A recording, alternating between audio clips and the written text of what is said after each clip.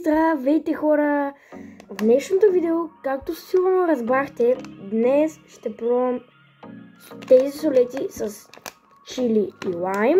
Както виждате, много хора ми казаха, че са много люти, но аз търпя на люто. И нека да ги отваряме. И да ги отворим.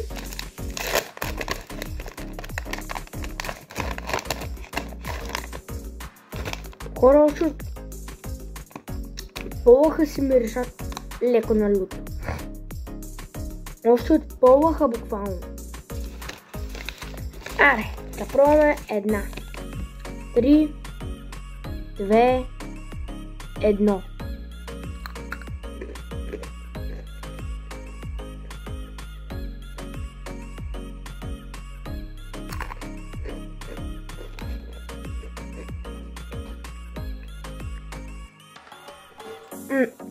Лютото, което му казват, че на тези люти солети е люто, са ето тези, но на мен все още не ми е люто.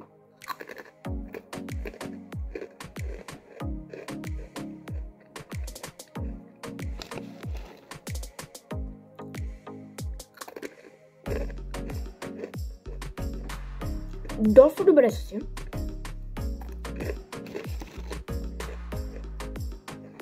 Не очаквах, че ми хареса толкова добре, но са доста вкусни.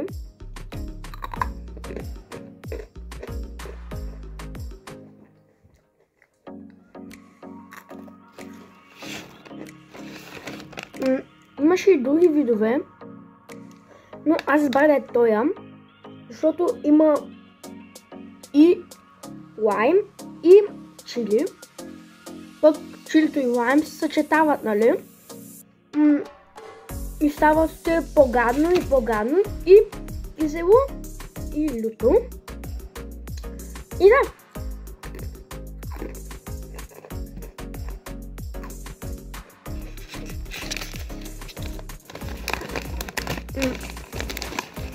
Имаше и едни, които бяха само с чушка, но, както ви казах, аз реших да взема такива, които са с и чили, и лайм. Както казах, защото чилито и лайм се съчетават. Едното е кисело, едното е люто. И нали става комбинацийка. И да, продължаваме.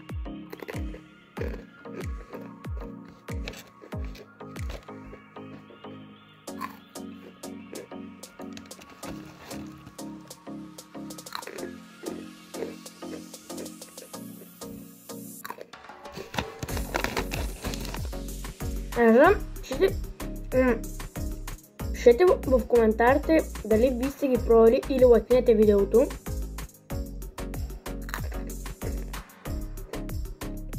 Защото аз сега ги пробвам.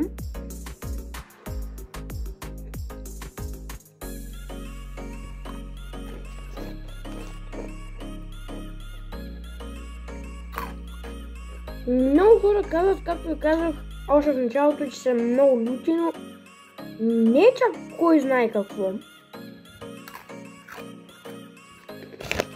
Ето.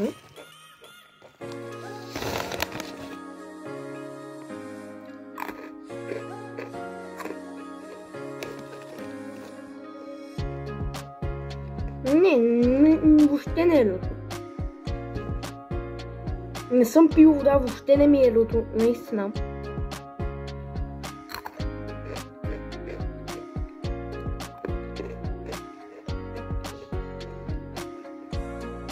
Много е вкусно.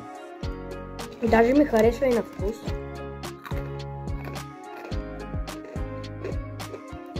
Хора, да продължаваме и към оценките. Чакайте пак да я пробвам.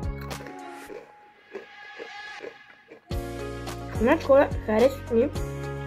Това мисля да им дам оценка 9,5 от 10.